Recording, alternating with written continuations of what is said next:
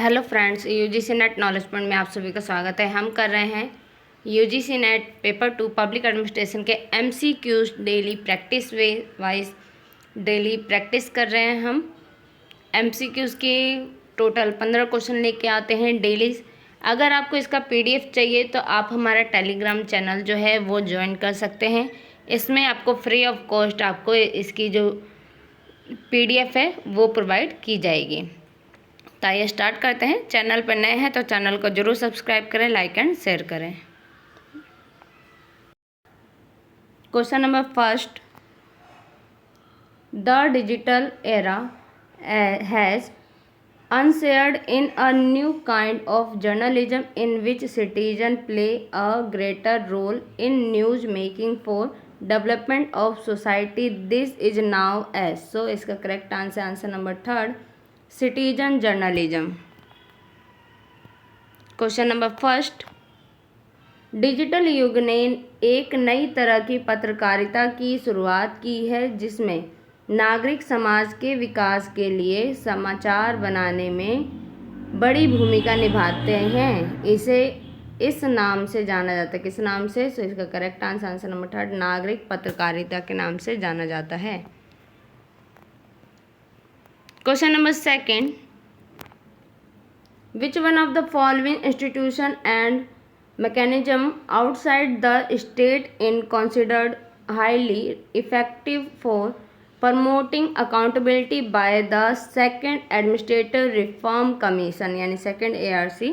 So correct answer number 4, elections. Question number second, द्वितीय प्रशासनिक सुधार आयोग द्वारा राज्य के बाहर निम्नलिखित में से किस संस्था एवं तंत्र को जवाबदेही को बढ़ावा देने के लिए अत्यधिक प्रभावी माना गया है? सो इसका करेक्ट आंसर नंबर 4, चुनाव को। Question number third, the state shall endeavour to protect and improve to environment and wildlife of the country. This is reflected in which of the following? So इसका correct answer number second, article 48A of the Indian constitution. Question number third, राज्य देश के पर्यावरण और वन्य जीव की रक्षा और सुधार करने का प्रयास करेगा। यह निम्नलिखित में से किसमें परिलक्षित होता है?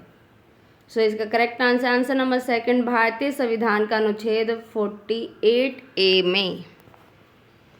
Question number 4, which one of the following is not a characteristic of scientific method? So इसका correct answer number second, intra subjectivity. Question number 4, निम्नलिखित में से कौन सी वैज्ञानिक पद्धति की विशेषता नहीं है? सो इसका correct answer number 4, intra subjectivity. Question number 5, conducting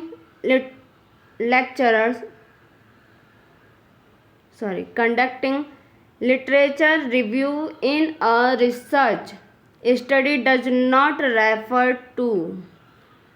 question number 5 क्या है? कंडक्टिंग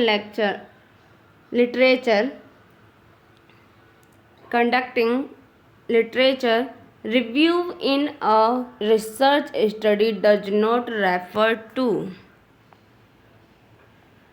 So इसका correct answer number 4, testing hypothesis of the proposed research study.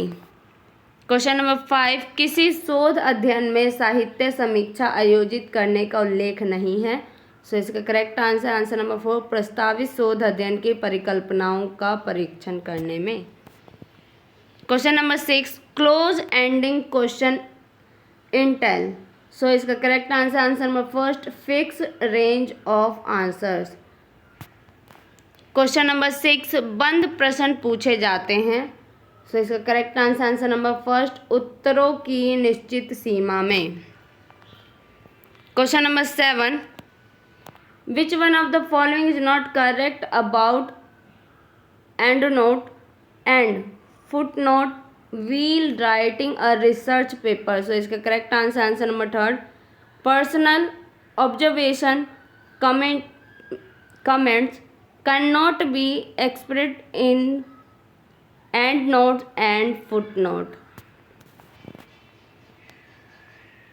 Question number 7, शोध पत्र लिखते समय एंड नोट और फुट नोट के बारे में निम्नलिखित में से कौन सा सही नहीं है? सो इसका करेक्ट आंसर नंबर 3, व्यक्तिगत टिप्पणियों को एंड नोट और फुट नोट में व्यक्त नहीं किया जा सकता।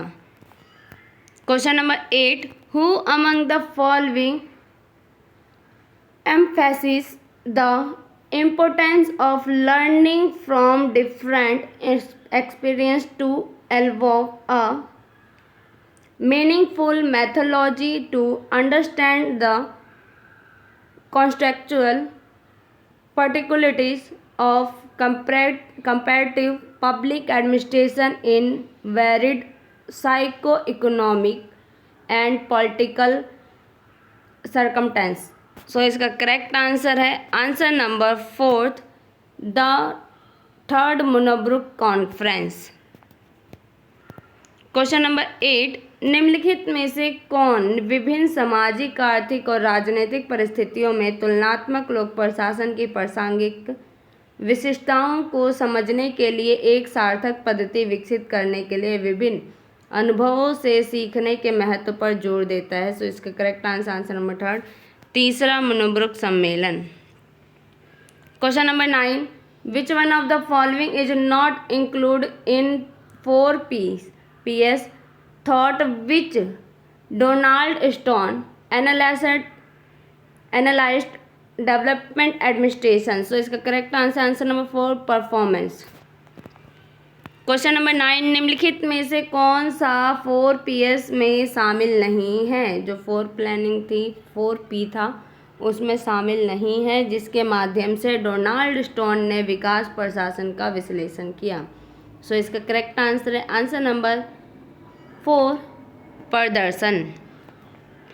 Question number 10, in most of the state of United States of America, the lowest local government authority is now as. So इसका correct answer number 3, countries. Question number 10, संयुक्त राज्य अमेरिका के अधिकांश राज्यों में सबसे कम स्थानीय शासन प्राधिकरण को कहा जाता है? सो इसका correct answer number 3, county.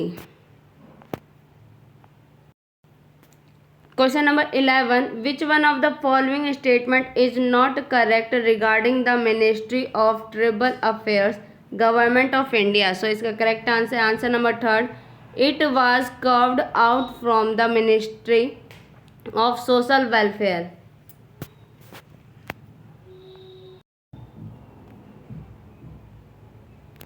Question number 11, Bharat सरकार के जनजातीय कार्यालय मंत्रालय के संबंध में निम्नलिखित में से कौन सा कथन सही नहीं है?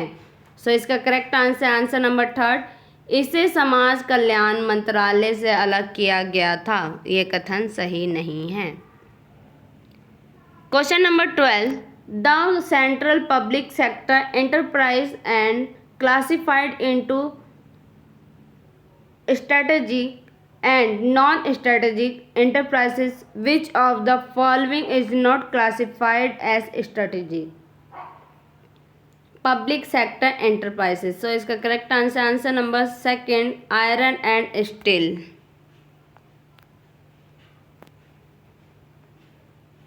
क्वेश्चन नंबर 12, केंद्रीय सार्वजनिक क्षेत्र के उद्यमों को रणनीतिक और गैर रणनीतिक उद्यमों में वर्गीकृत किया गया है। निम्नलिखित में से किसे रणनीतिक सार्वजनिक क्षेत्र उद्यम के रूप में वर्गीकृत नहीं किया गया है? सो इसका करेक्ट आंसर नंबर 2, लोहा और steel. Question number 13, which of the following is not a goal of decentralisation? So इसका करेक्ट आंसर है answer number 4, aiming at discouraging role of subordinate. Question number 13, निम्नलिखित में से कौन सा केंद्रीकरण का लक्ष्य नहीं है? सो इसका करेक्ट आंसर है आंसर नंबर 4, अधीनस्थों की भूमिका कम करने का लक्ष्य है। Question number 14, which one of the following statements about the objective behind setting up of state finance commission is not correct. So इसका करेक्ट आंसर है answer number 3, it would bring greater clarify to the functional responsibilities of the local governments. Question number 14, राज्य वित्त आयोग की स्थापना के पीछे के उद्देश्य के बारे में निम्नलिखित में से कौन सा कथन सही नहीं है। सो इसका करेक्ट आंसर आंसर नंबर 3, यह स्थानीय सरकारों की कार्यात्मक जिम्मेदारियों को अधिक स्पष्ट करेगा। Question number 15, which one of the following is not a ground for the court to intervene in the administrative case. Question number 15, which one of the following is not a ground for the courts to intervene in the administrative case. तो इसका correct answer है answer number 4, matters notified under the 9th schedule of the constitution. Question number 15,